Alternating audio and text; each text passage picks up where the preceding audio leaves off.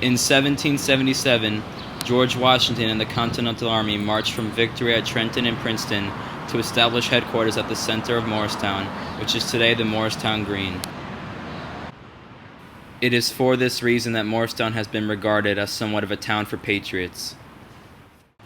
Don Karpowich, a retired Air Force Special Operations Combat Controller, was willing to be interviewed about the effects that he has seen 9/11 have on America, as well as on his own life.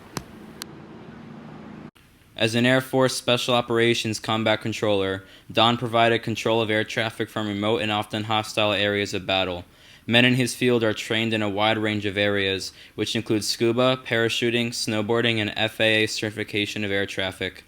Though his level of expertise did not require combat on the ground, the effects of war have still taken their toll on Don, as he has been diagnosed with PTSD and has been suffering from it for many years.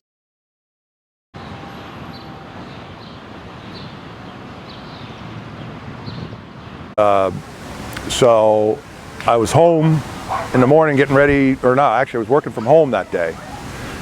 And I turned on the news while I was working from home.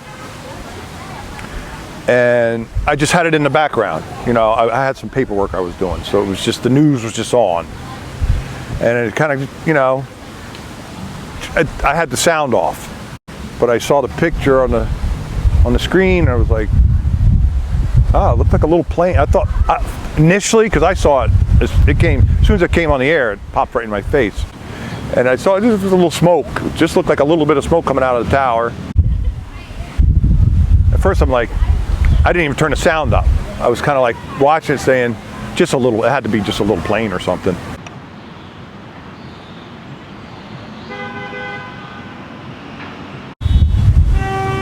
I was just confused was a good one. That's a good one. Confused at first, you know, like pretty much probably, what the hell, you know? And then I became very angry. Definitely the anger kicked in. And I think the anger kicked in before before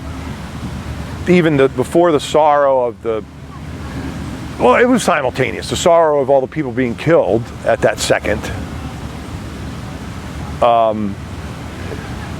But also just, I have been, see, in my day, and it was, even though it was the Cold War, we were still fighting terrorism back then. Wore the suit and the briefcase, tie, and I was just like blind, because it was just like, it brought it back, because I was like already in my own world, the military was behind me, kind of, you know, I'd been retired, and I was just like trying to get on with forgetting about being in the military, and then that happened, and it brought it all right back. Those, you know, they killed people back in the 80s. I've been dealing with them since, well, later 80s. I was working more down with the Contras and the Sandinistas down in Honduras.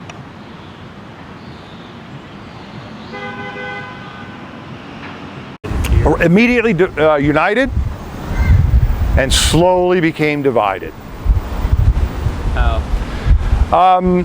Just with people realizing about, once it realized that within our community and military, realizing about Iraq not being correct. I don't, you know, in the beginning when my brother would go in, they're ready to go, and they're like, "What, are you crazy? Let's go. We were told to go. We're ready to go kick their ass. It's gonna."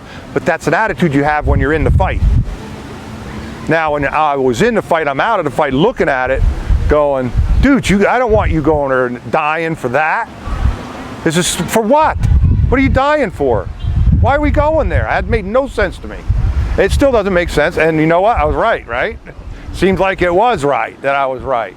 When my brotherhood at the time were like, some of them actually got angry with me for having that opinion, because they thought I was because there was a lot of anti-military going on at that time. You know, so, you know, they were thinking that I was anti-military, you know, like, oh, no, I don't want to lose you, bro. I don't want to use you for no reason. So these guys are going to get killed for no reason. And I told them that. And they, you know, You can't. I didn't want to. I just voiced my opinion to them, but then I become supportive of them, because I can't. It can't be any other way. I can't let them go over there thinking that some of my young troops, even if there's a doubt in their heads, hey, Sergeant Karp said once, and if that split second of their thought killed them, that's wrong. So I said my piece to everybody, and then I said, go kick the I said, we shouldn't be there. I don't want you going. I'm totally against it. I don't want it to happen. But kick their That's the attitude. If you're going to do it right. Yep. So.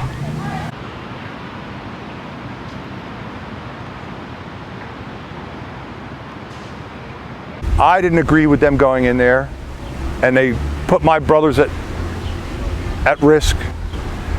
And in my view, it was a retribution war, you know, just to finish what his dad didn't finish. His dad was a great man. I liked the first Bush. This Bush, the second Bush, I'm not a Republican or Democrat, doesn't matter. He threw it all out of control. When he went in there, that was it. That started that's why we have ISIS. Really, that's the root. That's the root of it. However, the guy we got in there now, just fueling the fire. He doesn't help it. He's not doing anything to help it. He's fueling the fire. So a Republican started it, a Democrat's fueling the fire. You want to know my opinion, Bo? Democrats and Republicans. You can put that everywhere. Democrats and Republicans, you. That's what I say about it. As Don prepared to leave, he showed me his motorcycle. The sticker on his wheel reads, "First There," the motto of the Air Force Combat Control. He showed me a sticker on his helmet, which lets fellow military men know that he is an expert free-fall parachuter.